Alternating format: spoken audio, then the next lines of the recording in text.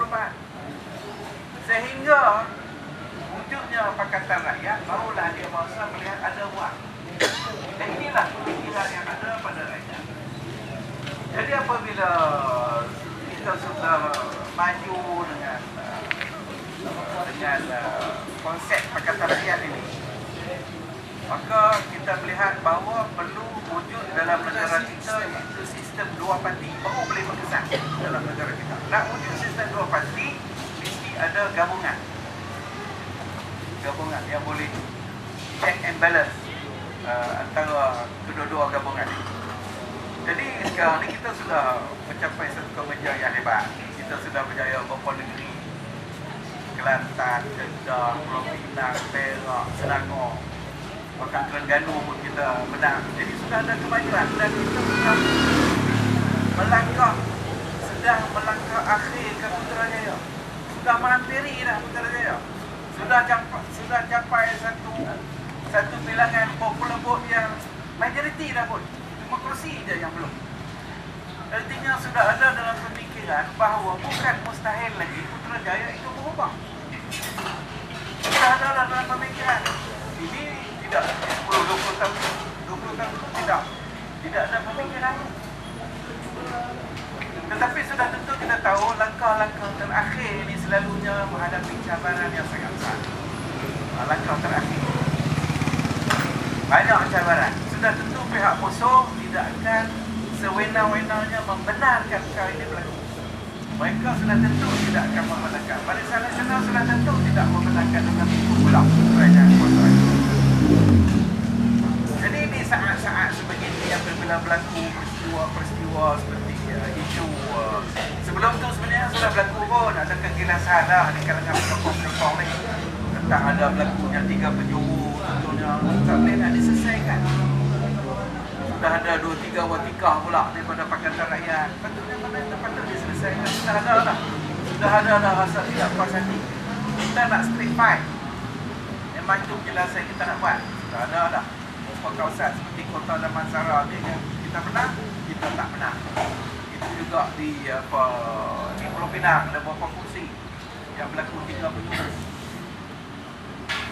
Kemudian apabila berlaku peristiwa Selangor lagi menimbulkan kegelisahan daripada penyokong-penyokong Pakatan Rakyat yang sudah bosan dengan pemerintahan Barisan Nasional yang sewenang-wenang mereka takbir negara ini seolah-olah milik mereka. Jadi bila sudah rakyat sudah letak harapan, tetapi apabila berlaku peristiwa-peristiwa yang menggugat Pakatan Rakyat, maka di situlah dapat pemikiran bahawa ada satu NGO yang mendukung. NGO ni sebab peranan NGO ni cukup besar dalam memberi satu tekanan dan pressure kepada pemimpin politik yang dalam mereka sedar bahawa kemenangan wakil rakyat daripada parti politik ini kalau tanpa sokongan daripada penyokong-penyokong tak cukup untuk menang. Penyokong-penyokong ni lah sebenarnya beri kemenangan, bukan ahli parti. Ahli parti tak cukup. Ahli parti tidak cukup untuk beri kemenangan. Yang beri kemenangan adalah penyokong. Sebab itu penyokong yang hampir 4 juta ini naklah dihargai. Sebab itu kita merasakan wujud satu NGO yang menjadi wadah untuk majlis-majlis forum dan sebagainya, dan kita jemput pimpinan-pimpinan ahli politik cuba menyelami dan merasai bagaimana harapan rakyat kepada mereka supaya mereka tidak begitu mudah buat keputusan-keputusan yang menjejaskan Pakatan Rakyat. Itu sebenarnya matlamat kita jadi wadah. Sebab itu dalam forum, dalam apa semua, kita tidak holding apa yang nak cakaplah apa-apa yang nak cakap, tapi satu adalah memberi sokongan kepada Pakatan Rakyat. Itu saja cara dia yang ditukar oleh PASPORT. Cuma apabila ada soalan-soalan bangkit, sebagai saya, kadang-kadang saya jawab soalan-soalan itu. Mungkin ada setengah pihak dia tidak senang. Itu pendapat saya. Kadang-kadang pendapat daripada mereka-mereka yang hadir mengkritik dan sebagainya. Sebagai pemimpin parti politik, dia sudah jadi public figure. Parti politik itu sendiri sudah public figure. Dia mesti bersedia untuk mendengar pandangan orang. Dia tidak boleh sikat, oh ini jangan campur urusan kami, tak boleh. Kita nak undi kepada rakyat. Tiba-tiba kita kata, oh urusan kami jangan campur, mana boleh. Sebab mereka ada kepentingan pada parti politik.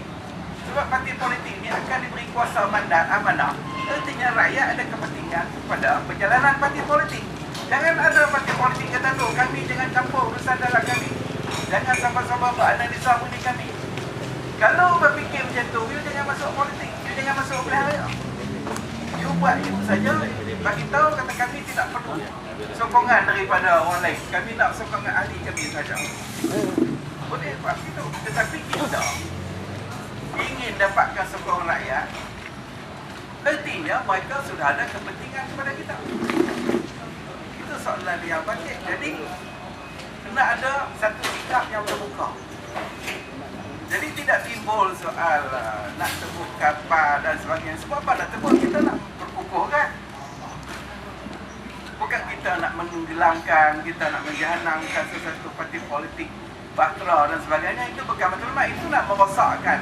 Kalau satu parti politik itu lemah, artinya bahtera Pakatan Rakyat akan jadi lemah. Itu bukan matlamat kita. Jadi ini perkara yang selalunya perlu dijelaskan. Kecuali terdapat segolongan orang yang tidak suka kepada Pakatan Rakyat, dia tak suka lah pada PASMA. Ini kita tak boleh buat apa. Ada juga pemikiran kata duduk dalam Pakatan Rakyat ni UI. Kita pun tak nampak macam mana UI selama ni masuk belah raya, tak pernah. Bila berada dalam Pakatan Rakyat, Selangor dah dapat 16 kursi. Terlepas lah. 20. Lama ni tak dapat. Lama ni nak dapat 1-2 kursi lepas bayar. Tapi bila kita berada dalam Pakatan Rakyat, artinya penyokong-penyokong daripada parti lain, daripada DAP, daripada PKR, masing-masing ada penyokong, sama-sama mengundi calon-calon daripada parti-parti Pakatan Rakyat. Jadi ini perkara yang perlu dipahami. Jadi kadang-kadang keluar statement, kadang-kadang kita pun tidak. Statement yang kadang-kadang merosakkan Pakatan Rakyat dan sebagainya. Mesyuarat tidak diadakan hingga sampai melebihi 6 bulan dan sebagainya. Jadi kita sebagai penyokong mestilah rasa concern apa yang sedang berlaku. Sedangkan kita sudah memberi mandat kepada mereka. Jadi saya rasa itulah di antara perkara, dan dalam majlis-majlis ahli-ahli panel memberi pandangan, ahli akademik memberi pandangan, mereka yang hadir memberi pandangan. Inilah sebenarnya konsep baru. Kalau dulu ni penceramah politik ni dia ada ceramah, dia ada ceramah one way ya. Orang dengar. Sekarang ni orang bukan, orang pun ada maklumat. Kita mesti melihat rakyat sekarang ni sudah bermaklumat, terutamanya Shah Al-Amri. Yang kadang-kadang tidak seperti dahulu. Jadi pandangan daripada orang naklah kita dengari. Pandangan daripada penyokong juga kita perlu dengari. Itu di antara tindakan yang perlu kita buat sekarang. Sebab itu kita akan semua negeri, kita akan tengok di semua parlimen. Bukan saja peranan kita untuk memberi pandangan dan kritik, tetapi pandangan kita juga untuk membantu ahli-ahli politik dalam konteks penyokong. Dalam konteks penyokong, mana kata dalam keadaan biasa PASMA macam kes banjir itu sebenarnya PASMA punya peranan penting. Dalam keadaan yang biasa PASMA menjadi jambatan antara rakyat dengan ahli-ahli wakil, ahli-ahli Dewan Negeri dan juga parlimen, mengadakan perjumpaan di tempat masing-masing dan sebagainya. Ini perlu dilakukan selepas ini untuk diadakan hubungan. Kadang-kadang outreach parti itu tidak sampai kepada mereka. Itu tindakan-tindakan yang perlu dibuat. Jadi apabila ada kritikan yang dibuat, kadang-kadang kita pun tak boleh nak faham apa sebenarnya ini mereka ini. Sehingga mereka ni melihat kewujudan kita ni buat ancaman. Kita telah nyatakan bahawa PASMA tidak masuk petani belah. Macam mana dia nak mengancam parti politik? Dia takkan mengancam parti politik. Lah, buat nampak budaya putih lah. Jadi itu dia antara. Jadi kita berharap dengan langkah-langkah kita buat ni, kita akan membendung kekecewaan daripada ahli-ahli yang selama ini, penyokong-penyokong yang selama ini yang tidak ada tempat untuk mereka menyuarakan pandangan mereka. Jadi dengan cara itu, dengan sebab itu, apabila ada parti politik dalam Pakatan Rakyat kata kami tak dibenarkan untuk hal ini, siapa yang rugi? Parti politik tu dia rugi, parti pimpinan dia mari jumpa apa rakyat kata. Jadi dia dapat dengar dan dia dapat jawab bagi penjelasan. Kalau dia ambil sikap tak mau jumpa, jadi akhirnya dia yang rugi. Itu saja. PASMA tidak ada apa-apa, cuma PASMA akan bimbang berlaku kelemahan kepada Pakatan Rakyat. Utamanya kita nak hadapi PRU ke-14 tak lama lagi yang perlu diselesaikan. Cuma yang ada pada kita. Jadi saya rasa setakat itulah dulu sebagai asas untuk penjelasan. Kalau ada perkara saudara nak tanya isu dan nak cakap apa kepada petang ini terbuka. Ini bila kita tubuh NGO PASMA, artinya sudah kita daftarkan pihak berkuasa dan perjumpaan ini tidak lagi menjadi satu perjumpaan haram. Kalau tidak ada itu bersembang nak buat perjumpaan, tak boleh. Kecuali didaftarkan maklum daripada pihak berkuasa, PASMA yang tunjuk. Itu di antara, kalau tidak, apa platform yang kita nak gunakan untuk adakan perjumpaan macam hari ini. Ini salah ni kalau dianjurkan oleh satu badan yang tidak berdaftar. Pihak berkuasa boleh merintah. Tapi sekarang kita anjur, kita berdaftar, ada untuk pimpinan, ada tanggungjawab dan sebagainya. Jadi tidak ada masalah, boleh kita adakan perjumpaan. Saya harap dengan penjelasan itu akan menjelaskan kepada mana-mana pihak yang mungkin ada kesilapan dalam kefahaman mereka tentang peranan kita, yang tidak akan menjadi ancaman kepada mana-mana pasti dalam Pakatan Rakyat. Sekian. Assalamualaikum warahmatullahi wabarakatuh.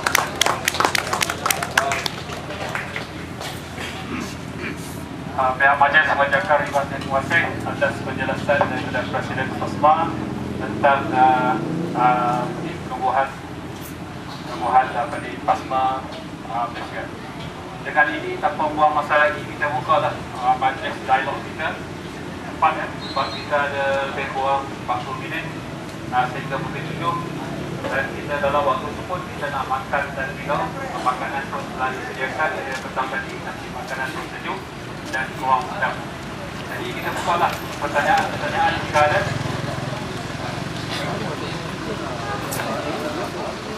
Mintaan kepada penonton dan perempuan kalau nak berdialog, ada soalan nak bertanya kepada YB Dola Sani ke? Tanya kepada YP Hasnul ke, kepada Rani Lim, juga kepada Presiden kita dan YR dan juga kepada Tinggi Nizam pun boleh. Promosi PASMA. Kita juga mengalukan kehadiran kepada tuan-tuan dan puan-puan yang baru sampai tadi. Zon, angkat tangan tadi macam nak cakap. Belum. Tuan Haji Zainal. Kalau Michael, ada tuan nak cakap? Di. Apa anda macam nak cakap tadi tu? Mobil mulut. Jangan malu. Ada persoalan kita boleh tanya. Pasal apa semua ni dia pun kata nak tubuh. Kata keluar dah kedah. Pasal apa nak tubuh ni? Saya ada masuk dalam saya punya WhatsApp group dia kata apa ni plasma ni kata. Ngaut dia ni.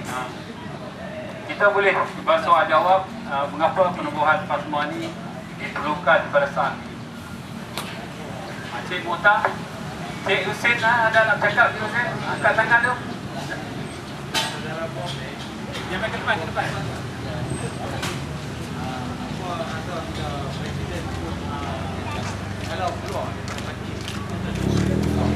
Okey, Cik Husin bertanya, apakah perasaan kita apabila kita sebagai ahli PAS ni menjadi dalam masa yang sama kita menjadi ahli NGO PASMA dihalau daripada parti? Apa perasaan? Presiden jawab dululah. Satu yang kalau orang bawah ni bila soalan tanya dia tak kena jawab. Bila jawab adalah benda yang kadang-kadang akan menyentuh mana-mana pihak. Saya nak sebutkan tentang tak keluar. Pertama saya dah buat penandakan akhbar. Wartawan tanya saya, hampir 10 orang wartawan telefon. Tengah hari sampai ke petang, sampai ke bernama apa telefon saya. Saya nak katakan di sini, pertama saya tak ambil serius. Tak ambil serius perkara tu. Kalau ambil serius dia akan jadi kawan panas. Saya tak duduk di sebelah Presiden beberapa hari sebelum. Presiden tak kata apa. Nak tanya saya bagaimana PASMA, semua nak minta penjelasan. Saya Saya cakap biasa je.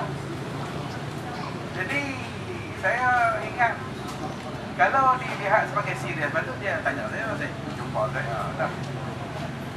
Itu satu daripada satu sudut. Yang kedua, keluar masuk satu ahli dalam satu pertubuhan dia berdasarkan perlembagaan. Kalau nak memohon ke peranan ke sebenarnya perlembagaan ni kita ada penasihat undang di belakang tu. Penasihat undang kita. Dia nak masuk ahli, nak keluar ahli, hak cerita halau ni tak sebut dalam perlembagaan. Tidak ada siapa-siapa di dalam, sama ada dia pemimpin ke, siapa ke yang menjadi pemimpin parti politik dalam perlembagaan apa lah yang saya baca, tidak boleh menghalau sesiapa pun. Bila ada peruntukan dalam perlembagaan itu, penasihat undang ada di belakang. Dia tak nak keluar. Jadi kalau sebab itu saya tidak melihat ini sebagai satu apa ni. Sebab itu kadang-kadang saya berseluruh dalam menjawab banyak soalan di tempat. PAS ni sebenarnya satu organisasi yang ada perlembagaan, ditubuh, pimpinan dia ada tempoh, ada pemilihan dan sebagainya, cara nak mohon, nak ahli, bagaimana nak batal dan sebagainya, dia semua ada dalam tu. PAS ni bukan pondok tradisional. Institusi pondok tradisional. Kita tahu pondok tradisional sebab saya tu pondok tradisional. Siapa yang daripada Kelantan Kedah tahulah. Pondok tradisional ni yang menguasai dia Tok Guru dalam pondok tu. Tok Guru tu dia kuasa dia 100%. You tak setuju dengan Tok Guru, Tok Guru halau you keluar daripada pondok tu. You tanya banyak sangat Tok Guru kata you keluar, you tak mau belajar dengan saya, you keluar. Ini pondok saya punya. PAS bukan institusi tradisional, pondok tradisional, dia ada peraturannya. Ini di antara yang membezakan institusi PAS dan juga sama juga KDP. Dia tidak membezakan keahlian dia. Dia tidak ada kelas-kelas dalam keahlian dia. Dia latar belakang profesional ke, dia latar belakang ulama ke, dia datang kampung ke, tak ada pelajaran ke, daripada sisi undang-undang semua sama. Dia tak ada lebih, tak lebih. Yang melebihkan ni semua di luar daripada perlembagaan. Ini dilabelkan orang ni disebut orang ni, dalam perlembagaan tak ada. Sama lah, dilihat sama pada sudut perlembagaan. Itu jawapan saya. Jadi kalau berkenaan bagi saya tak berat sangat sebab tidak ada peruntukan dalam perlembagaan untuk membuat demikian. Tidak berat sangat saya. Hanya pusat kepada ahli PAS sahaja.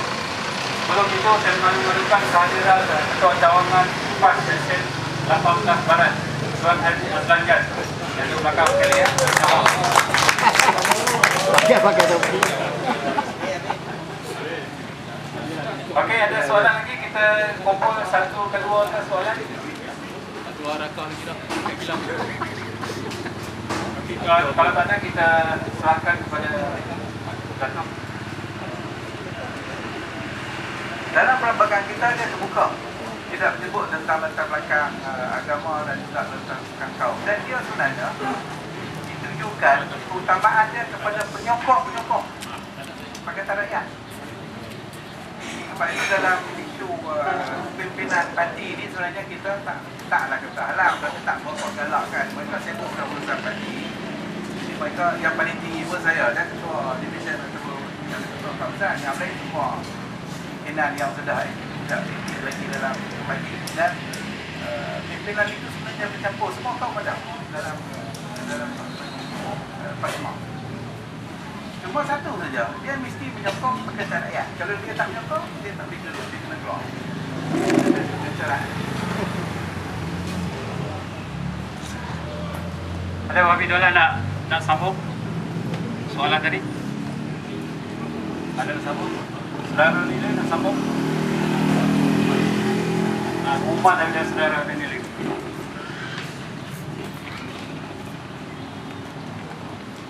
Cuma satu reminder lah, kita semua difahamkan pada 10 hari bulan Februari iaitu hari Selasa pagi lah, masa pagi saudara Nabil Sri yang baik-baik akan jatuhkan what kita haraplah mudah-mudahan tak ada hukuman lah. Itu satu keputusan lah mahkamah akan diberi di Federal Courts. Jadi sama ada saudara Anwar dihukum, dipenjarakan atau dibebaskan, kita tak tahu lagi, tapi kita mintalah semua beramai-ramai pergi ke Putrajaya untuk beri sokongan. Kita tunjuk solidariti lah bersama dengan saudara Anwar Ibrahim. Itu saja semuanya. Terima kasih. Terima kasih.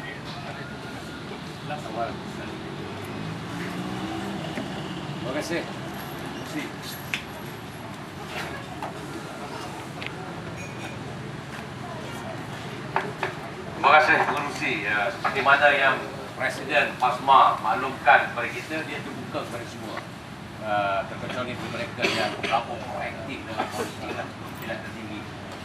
Saudara, inilah peluang terbaik untuk kita pergi ke Putrajaya. Kalau kita tidak memastikan PASMA ini meletakkan muktabatnya dalam dasar kerangka masa depan yang telah dibahaskan atau dibicarakan oleh Presiden PASMA, saya tak nampak kekuatan sayap itu ianya akan menerlah dalam PRU14. Jangan kena ingat, kita hanya perlukan 2% saja untuk pergi ke Putrajaya. Dan jangan kena ingat bahawa anak muda perlukan dahan berpaut untuk mereka masa depan mereka. Dan ini adalah waktu yang terbaik untuk saya katakan bahawa dokonglah PASMA ini kerana ia melengkapkan sokongan kepada Pakatan Rakyat. Jelas. Ruang ini tidak datang selalu, saudara. Dan ruang ini datang tak kala kita mengharapkan pertolongan. Dan pertolongan inilah yang kita harapkan PASMA akan menjadi tonggak utama negeri Selangor, lebih baik daripada Terengganu dan Tengku Usir punya kawasan. Kita kena ada Kelantan punya kawasan, kita lebih baik ataupun kita lebih cemerlang kerana kita telah buktikan kepencelangan dalam pilihan raya. Saya yakin peluang ini jangan kita longgarkan, jangan kita ketepikan anak muda.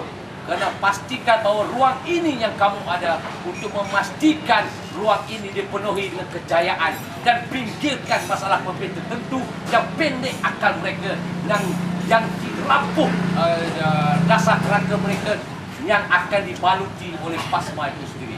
Saya ambil peluang ini mengucapkan syabas kepada Cikgu Idham kerana sanggup menggalas jawatan pengurusi PASMA negeri dan jawatankuasanya sendiri, Hamka dan saudara pengurusi majlis yang saya tahu itu ada yang berpecah-pecah tu.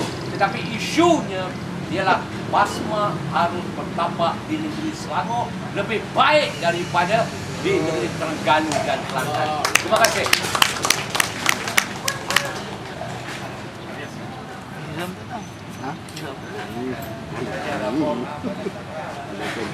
Okey, last. Kalau ada last satu lagi soalan.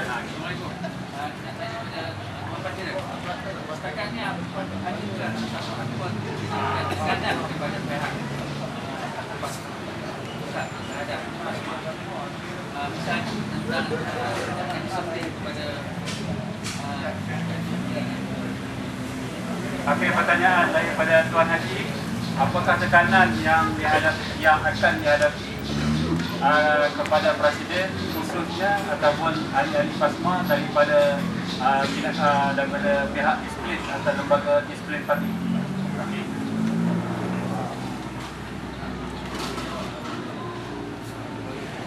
Setakat ni tak ada apa-apa tekanan. Tak ada siapa panggil untuk, tak ada apa-apa tekanan. Jadi yang tu tekan tu golongan ni lah, golongan apa kita sen gitu lah. Golongan yang macam tu saja yang dirasa tekanan yang di segala pihak ada jadi takut. Pimpinan tak ada apa, hubungan kita baik dengan semua pihak. Dan kita pun bukan tindakan bukan kita jangan, tak ada dalam majlis kita hadiri semua dalam urusan parti. Jadi saya nak maklumkan tidak ada mana-mana pihak pun yang apabila PASMA dapat program ni Terengganu dan sebagainya, adalah golongan-golongan bawah ni yang betul bagi buku dan sebagainya. Tetapi yang dalam diri rasmi tak ada. Jadi saya anggap tak ada kena nak buat apa kepada PASMA. Kita sebagai badan yang mendaftar dan kami mempunyai ahli sokongan yang besar, yang kita betul lah dengan untuk dihormati lah. Ketan yang ada pada kita dengan terima kasih dengan sokongan yang diberi oleh pimpinan DAP kita dah jumpa dengan Pusat Agong di hari tu kan kita dah tengok sokongan diberi bukan saja setakat sokongan moral diberi dengan kewangan untuk kita membantu masa banjir bukan 1.5 juta 60,000 ya tak bukan 1.5 juta 60,000 untuk kita belanja banjir di Kelantan bukan belanja untuk organisasi dan insyaAllah kita akan jumpa Menteri Besar Selangor, kita akan jumpa pimpinan PKA dan sebagainya yang tak rasmi dan jumpa secara rasmi insyaAllah kita akan buat jadi intinya tidak ada apa-apa tekanan bagi saya cuma kalau ada pimpinan takut tu bayar betul tak?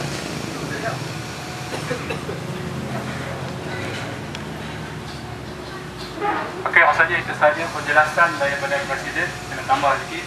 Dia orang yang berani kat dalam Facebook je. Dalam Facebook, dalam WhatsApp bukan main lagi kan. Itu saja. Okey, rasanya nak lagi tak? Rasanya dah sampai 6.30 dah. Kita pun, YT pun dah tinggi mata kat saya tu. Kita pun ada makanan pun dah siap terhidang. Dengan ini kita tutup program kita Majlis IT dan juga Dialog PASMA Selangor dan juga Pusat PASMA Malaysia pada petang ini dengan sasar kafaran dan surat al-Maas.